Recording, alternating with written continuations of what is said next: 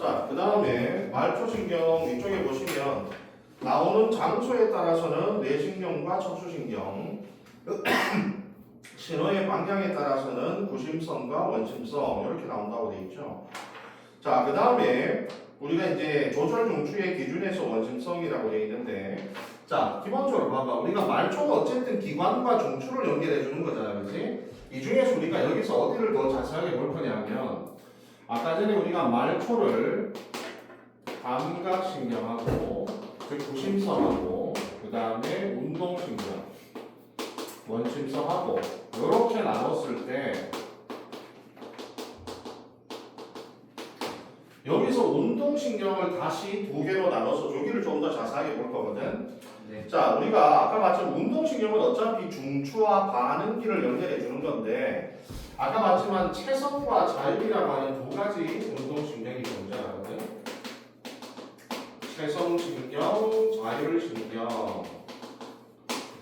이때 채성신경이 아까 내가 뭐라 했냐면 주로 수의적인 신호를 전달한다고 했기 때문에 채성신경은 주로 대뇌가 골격근한테 신호를 보내줄 때 이때 주로 사용하는 운동말초가 채성운동신경이 됩니다. 이때 그 다음에 나머지 다른 뇌들 있죠. 간뇌라든지 중간뇌, 그 다음에 연수, 그 다음에 척수 이런 애들 주로 이런 애들이 사용할 때 얘네들이 자율신경을 주로 사용하게 되면 우리가 의지할 수 없는 거 내장근,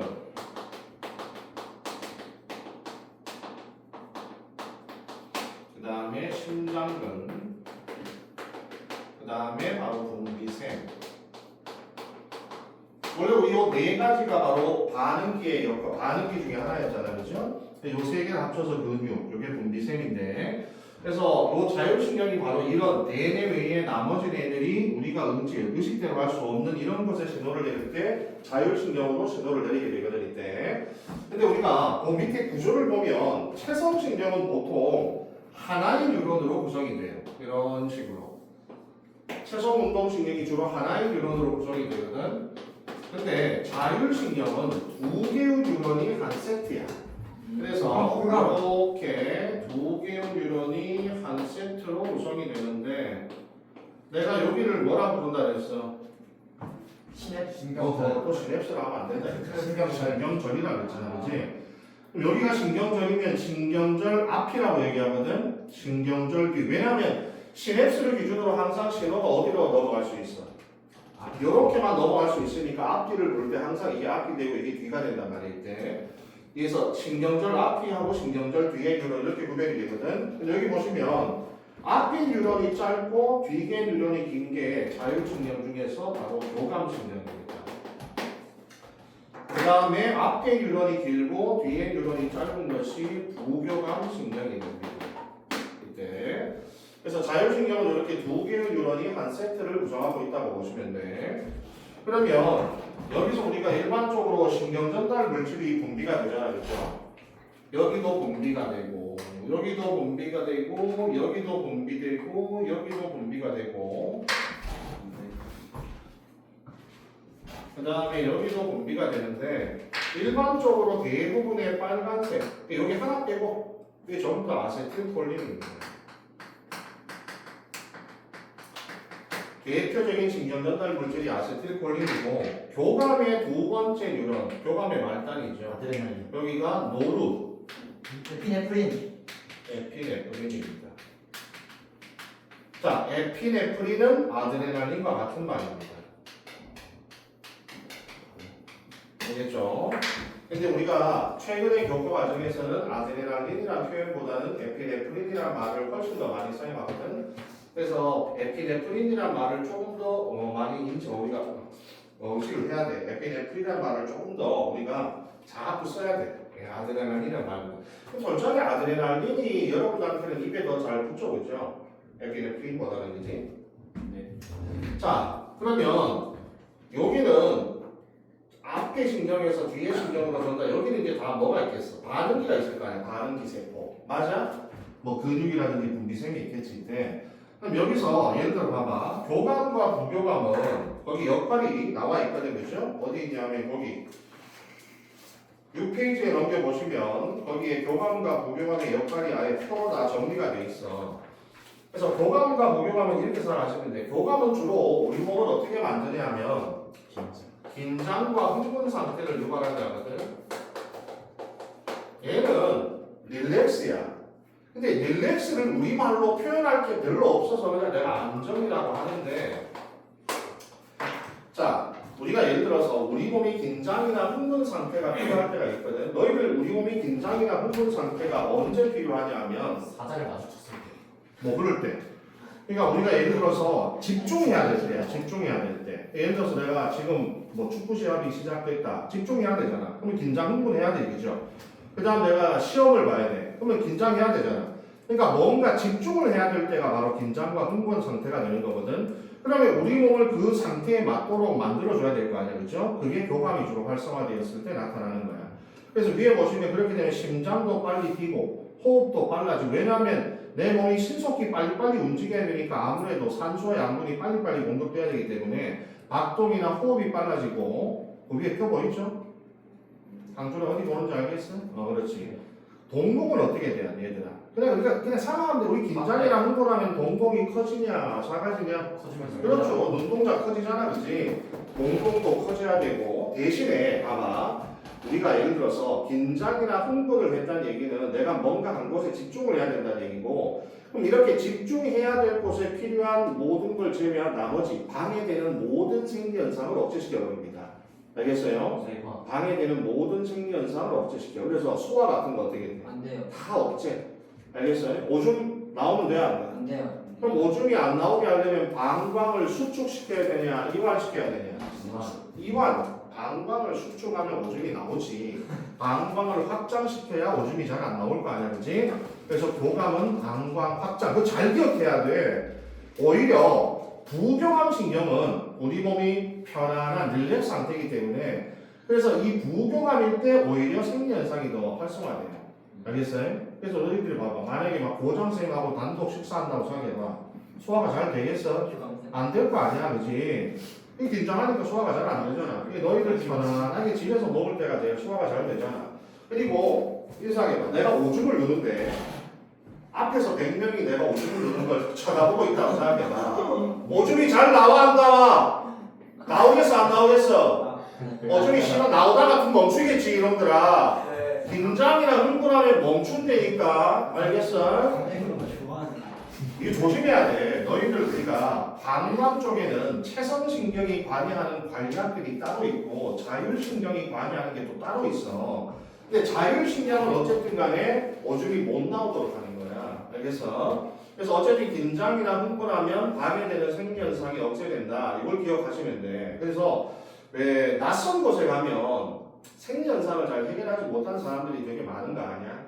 뭐? 약간 다른 얘기일 수 있는데 그 만약에 너무 긴장되고 흥분되면 지린다고 하잖아요. 그거는 왜 그럴까? 그거는 다른 거야. 그거는 여기 자율신경 말고 체성에 대한 관략근의 조절에 대한 얘기고, 이거하고 달라. 그거는 여기하고 상관이 없는 거고. 그리고 그 예를 들어서 이제 그런 것들은 내가 너무 긴장을 해버리면 관략근이 풀어져서 그런 거고, 이걸 우리 자율신경을 못하게 하는 거지. 이건 내 의지와 상관이 없는 거잖아, 그죠? 자율신경을 못하게 하는 거거든. 이때 우리가 예를 들어서 낯선 곳에 가면, 예를 들어서 여행을 간다거나 집이 아닌 다른 장소에 가면 이렇게 막 또 오줌을 잘 해결하지 못하는 사람들이 실제로 되게 많아 있대. 특히 애기들 같은 경우가 애기들 밖에 나가는 순간부터 긴장이기 때문에 우리 애들 데리고 2박 3일 이렇게 여행 가잖아. 애들 똥을 한 번도 안 싸. 집에 오자마자 막 다다다다씩 달려가고 이런 경우가 되게 많거든. 예전에 라디오 들으니까 내 라디오에 그때 프로 중에 하나가 자기가 주변에 본 사람 중에 되게 특이한 사람을 소개하는 그런 코너가 있었는데, 자기가 어떤 친한 친구를 만난 그 친구는 무조건 모든 생리현상은 집에서만 해결해야 된대. 응? 그래서 그 친구하고 뭐 에버랜드를 자유이용권 두고 입장을 했대. 근데 신호가 온 거야. 집에 갔대. 많이 안 되잖아요. 진짜라니까. 그래서 그런 정도로 이게 왜냐하면은 서장훈이가 그랬대. 그 저번에 한번 토크쇼에 나와서 얘기하는데 보니까 주변에서 서장훈이가 밖에 나가 지나오면 무조건 집에 안 되는 거야. 근데 그건 위생 때문에 그래. 걔는 워낙 깔끔하기 때문에 공중 화장실이나 이런 뭐 술집에 있는 화장실을 잘 못 믿는데 그건 좀 다른 거고 낯선 곳에 가면 이런 교감의 활성화 때문에 실제로 잘 해결을 못하는 게 많아. 특히 너희들 남학생들은 언제 많이 경험할 수 있냐면 나중에 군대 가면 말이야. 군대 처음에 입대를 하잖아. 처음에 입대를 하면 아마 나중에 너희들 군대 갈 때가 20년 평생 중에서 아마 가장 긴장할 때가 그때일 거야 아마. 그럼 처음에 이제 입대하는 날, 부모님도 오고, 애인도 오고 해서, 아유, 잘 갔다 와, 하고 빠이빠이 하잖아? 빠이빠이 하고 돌아서서 그 사람들 가고 너희들은 훈련소로 들어가는 순간부터 이제 지옥이 펼쳐지는 거지. 그때부터 이제 교관들이 야, 똑바로 안 걸어, 빨리 뛰어, 이 새끼들 하면서 막 여기 사방에서 막 날아올 텐데, 그러면 거기서 훈련소에서 한 일주일 정도 쭉 지내잖아? 그럼 몸이 정말 긴장 상태로 24시간을 보내게 될 거야. 그래서 그렇게 쭉 한 일주일을 보냈을 때 한 일주일 지나면 교관이 와서 뭐라 그러냐면 화장실 한 번도 안 간 사람 손들라 그러거든. 내부반에 20명 있으면 절반 이상이 손들어요. 똥을 한 번도 못 싼 거야. 몸이 긴장 상태로 되기 때문에. 그 사람들 알기 때문에 얘기하거든. 그래서 일주일 후쯤 되면 이제 억지로 와서 누라고 보내 일부러. 그래서 이제 그 생활이 어느 정도 적응이 되고 하면 거기서도 이제 좀 노는 거를 괜찮게 하는데 처음에 이제 긴장이 되기 때문에 그런 생리현상이 잘 해결이 안 돼요 이때. 근데 실제로 나중에 군대 가면 그런 걸 경험하게 될 거야 실제로. 근데 나 같은 경우에는 뭐 그런 게 별로 없었어. 나 같은 경우 뭐 관략근만 풀면 막 저절로 막 쏟아져 났기 때문에 나는 그런 거 별로 없었거든. 야 근데 나도 놀랐을 때 야 애들이 진짜 절반 이상이 손들더라. 화장실을 한 번도 못 갔다는 거야. 그래서 깜짝 놀랐을 때. 어쨌든 교감과 무교감은 이런 우리 몸의 상태에서 필요한 상태마다 해줘. 자 여기 중요한 용어가 있어. 봐봐. 너 교감도 심장에 연결돼 있지. 네. 내 심장 박동 빠르게 들어가. 부교감도 심장에 연결돼 있지. 네. 맞잖아. 뭐 박동 느리게. 그러면은 교감과 부교감은 같은 기관에 연결돼 있다. 맞아 틀려?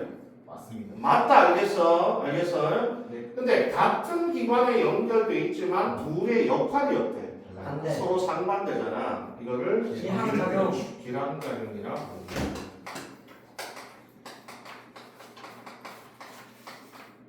기항작용. 그래서 요 기항작용은 다음 시간에도 할 건데 요거는 우리 몸의 항상성 유지에 아주 중요한 모델이에요.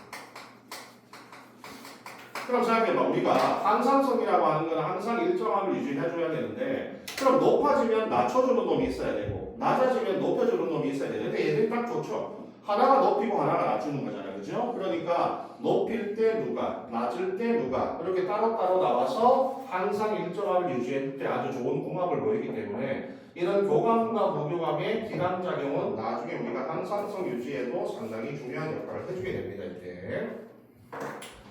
자, 그 다음에 너희들 그 밑에 가운데 그림을 봐봐. 여기에서 요것만 좀 기억을 해보자. 예를 들어서 여기 지금 나와 있는 교감, 부교감은 우리가 자율신경의 한 종류인데 자율신경이면 일단은 감각신경이야, 운동신경이야. 요 해잖아. 아까 분류해서 나왔잖아. 분류해서 운동신경이잖아. 그지? 최성 여기잖아. 자율은 운동신경이 감각신경 아니야. 운동신경이잖아. 운동신경. 중추에서 반응기로만 신호가 가는 거야 이때.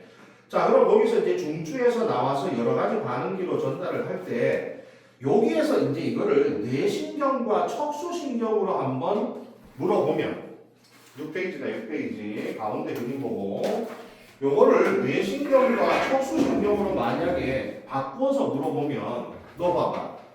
교감을 봐봐. 그 그림에서 교감신경은 전부 어디서 나오냐? 전부 다 척수신경입니다. 오케이? 교감신경은 전부 다 척수에서 나옵니다. 동공은 눈에 있잖아. 그래도 척수에서 나와. 알겠어? 그래서 교감은 해부학적으로 척수신경에 해당한다는 거 기억을 꼭 하셔야 될 때. 근데 너희들 교감신경은 신경절이 앞에 있잖아. 그죠? 너희들 신경절은 봐봐. 교감과 무교감은 모두 다 신경절이 발달되어 있지만 교감신경이 훨씬 더 신경절이 잘 발달되어 있어. 이게 왜 그러냐면 여기 봐봐.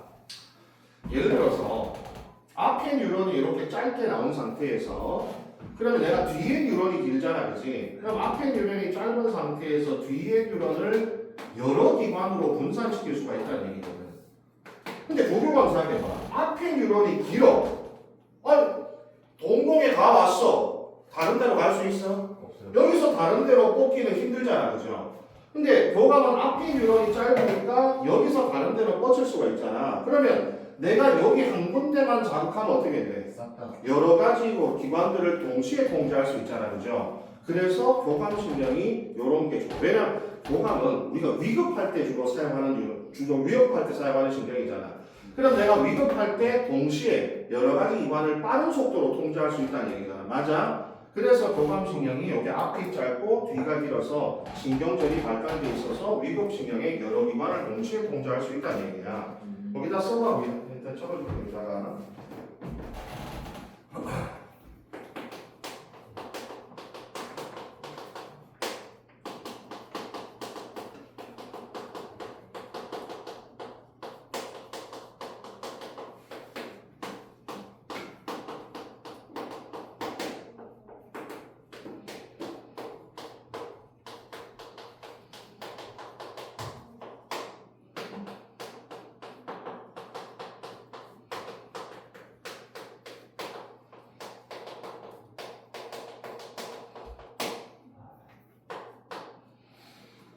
동시에 여러 기관을 빠르게 통제할 수 있도록 앞에 뉴런이 짧은 게 특징입니다. 그래야만 여러 기관으로 동시에 뻗쳐나갈 수가 있다는 얘기입니다. 이때. 자, 그리고 부교감 신경은 잘 봐봐. 너희들 부교감 신경은 만약에 뇌신경과 척추신경으로 구별하라고 하면 그림에 보다시피 방광을 제외한 나머지 전부 다 뇌신경입니다. 뇌에서 나와요, 전부 다. 동공은 어디서 나오겠어? 중뇌에서 나오지, 당연히. 나머지 방광을 뺀 나머지 침, 심장, 소화 이런 건 전부 다 연수에서 나옵니다, 전부 다. 알겠어요? 대신에 방광 자체가 중추가 척수거든, 실제로. 왜냐면 우리 아까 배변 배뇨 자체가 중추가 척수였기 때문에. 그리고 방광은 너무 밑에 있기 때문에 이건 뇌에서 나오기가 좀 힘들어요. 그래서 방광은 척수에서 주로 나오게 된다. 알겠어? 그래서 이 그림에서 너희들이 꼭 알아야 되는 건, 자, 만약 뇌신경과 척수신경에 대한 문제가 나오면 얘들아 봐봐. 체성신경 같은 경우에는 아까 전에처럼 목을 딱 기준으로 해서 목이냐 목안이냐 하면 딱 끝나. 팔다리는 그러면 뭐겠어? 척수에서 나오겠어? 뇌에서 나오겠어? 그렇지, 척수에서 나오는 거지. 근데 교감과 무교감이라는 자율신경은 그거하고 달라. 목이냐 목안 이렇게 판단하면 안 돼. 이건 따로 외워야 돼. 그래서 교감은 무조건 100% 척수신경. 여기서 그리고 부교감은 방광만 척수신경, 나머지 다 뇌신경입니다, 전부 다.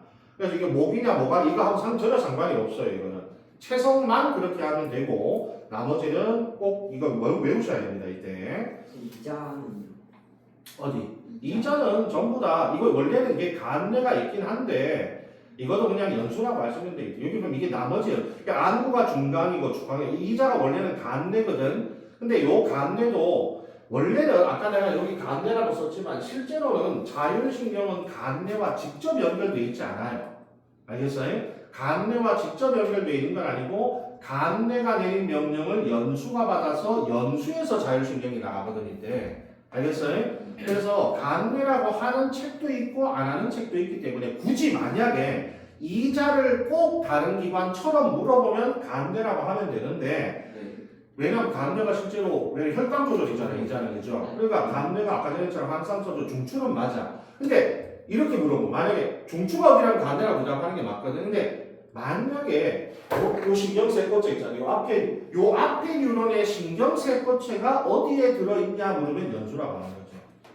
알겠어요? 이게 물을 때 컨트롤 타워를 묻는 거냐 아니면 해부학적으로 실제로 이 신경세포체가 직접 어디에 들어있느냐 이거를 물어보는 거에서 뒤에 너희들 좀 이따 문제 풀 때 보면 신경세포체가 어디에 있냐라고 물어보는 문제가 되게 많을 거야. 그럼 그거는 직접 연결되어 있는 것이고 그럼 간뇌가 아니에요. 다 연수입니다. 중간뇌와 연수밖에 없어요. 실제로는. 그 다음에 맨 아래쪽 박스에 보시면 이제 우리가 배웠은 걸 이해했다면 이걸 풀 수가 있어야 되거든. 자, 기준에 따라서 우리가 대답할 수가 있어야 되는데 자, 내가 여러 가지 밑에 기준이 있잖아. 먼저 이 중에서 체성과 자율로 나눈다면 이 중에 체성이 누굴까요? 그림에서 대답할 수 있어. 6페이지 아래쪽 그림이잖아. 6페이지 맨 아래쪽 그림. 6페이지 아래쪽에 박스, 탐구 박스 말이야. A, B, C, D 있지, 그지? 자, 요거를 최성과 자유로 나눴어. 최성이 어디야? A, B, C, D 중에. A는 돼, 안 돼? 내가 했잖아. 최성과 자유는 지금 운동신경이 됩니다. A는 감각신경이잖아. A는 아예 최성과 자율에 들어갈 수가 없어, A는. 그러면 최성하고 자율은 운동신경 중에서니까 B, C, D 중에 하나잖아. 맞아? 신경절이 있으면 돼, 안 돼? 안 되냐? 하나의 뉴런으로 돼 있다 그랬잖아. 그러니까 D잖아, D. 최성은 D. 자율은 B와 C가 되는 거지. B가 부교감이고 C가 교감이죠. 이번에는 뇌신경과 척수신경으로 나눈다면 뇌신경은 A, 그렇죠. A, B가 되는 거고 척수는 C, D. 이거는 뭐 감각이냐 운동이냐를 따지는 게 아니기 때문에 뇌하고 연결되어 있냐 척수하고 출입하냐 이것만 보면 돼. 이해했습니다. 그 다음에 감각과 운동으로 나누면 A, 감각은 A 하나고 운동은 B, C, D가 전부 다 운동신경이 됩니다. 그러니까 이게 기준에 따라서 내가 어떤 그룹에 속하냐. 나라는 놈이 이렇게 나누면 어디에 들어가고 이렇게 나누면 어디에 들어가고 이렇게 나누면 내가 어디에 들어가는지를 명확히 구별해야만 요 단어를 정확하게 이해하고 있다고 볼 수가 있겠네. 자, 그럼 나머지 뒤에 문제를 지금부터 푸세요. 우리가 방학이 끝날 때쯤에는 테스트를 한번 할 거거든. 또 그래야 또 너희들이 배웠던 걸 한 번씩 또 복습할 거 아니니, 그죠? 자, 뒤에 문제를 한번 쭉 풀어보세요. 지금 못 푼 건 다음 주 안에 다음 수업까지 숙제인가요? 뭐, 아니, 뭐 물어봐, 그냥. 알겠습니다. 못 푸는 게 아니라 끝까지 풀어보는 게 숙제입니다. 풀 수 있을 거야, 제가 한 20분 남았는데. 금방 풀어.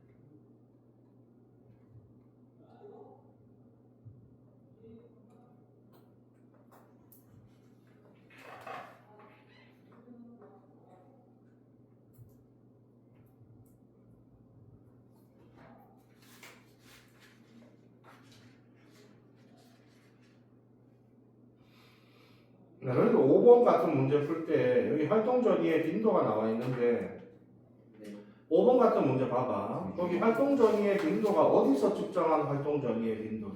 심장 신도. 그럼 봐봐. 우리가 일반적으로 뉴런에서만 활동 전이가 나타나는 게 아니란 말이거든.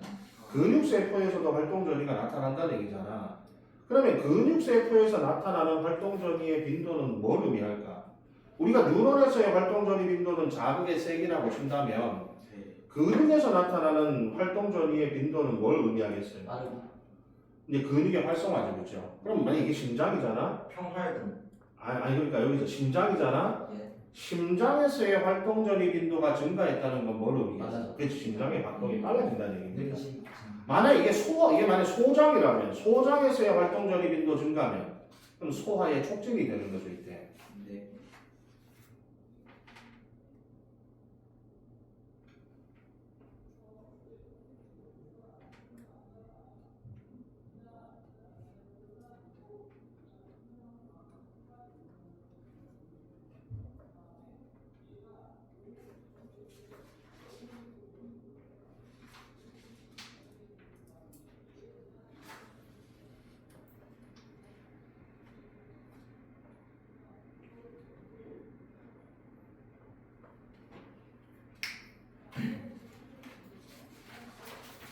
근데 진짜 여태껏 선생님한테 배운 생물 내용들이 진짜 제가 다녔던 학원 중에 제일 이해하기 쉬운 거. 제일 뭐 한다고? 이해하기 쉬운 거 같습니다. 이해할 수 있다고.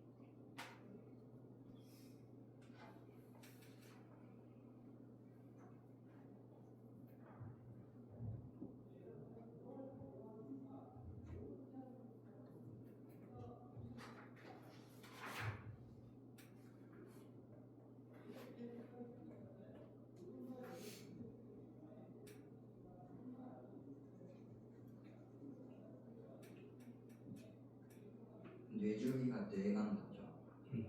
뇌줄기가 아까 뇌간이라고는 중간뇌, 뇌교, 연수 세 개를 합쳐서 뇌줄기 중에 하나는 얘기는 뭐 중간뇌, 연수, 뇌교 중에 하나는 얘기죠.